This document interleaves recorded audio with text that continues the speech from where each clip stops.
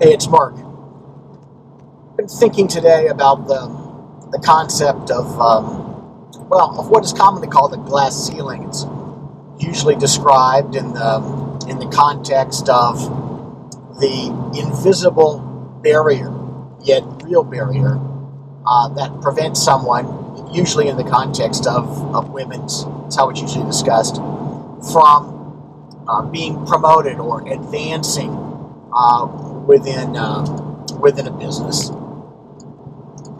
I'd like to talk about that same concept, but with a slightly different twist. Instead of that ceiling being imposed by the company or the culture or some third party, there is a very real, similar type of ceiling that many people impose on their own growth. Whether that's a glass ceiling, whether it's a steel ceiling, I've described it before as the "I've arrived" syndrome.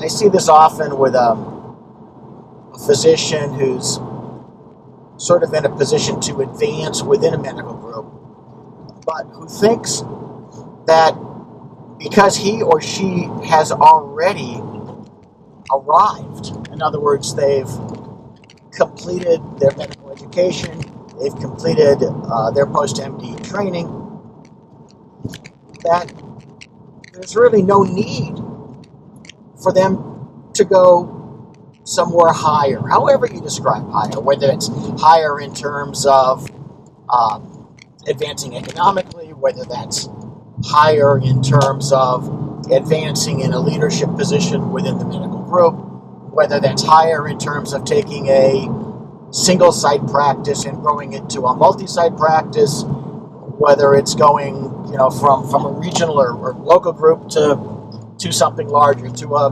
national group, to a multi-state group, or whatever.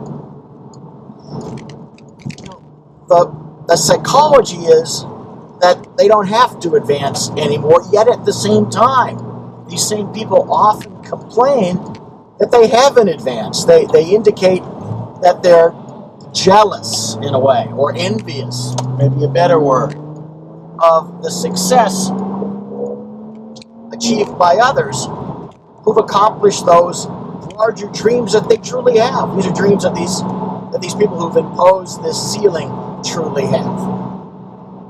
So think whether you're holding yourself back, whether it's because, as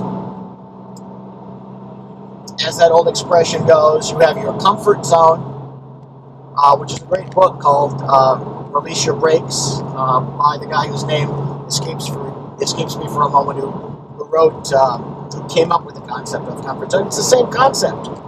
It's that notion of doing something to adjust your dial upwards. It's bad enough when somebody imposes a ceiling on you. It's far worse when you impose that ceiling on yourself.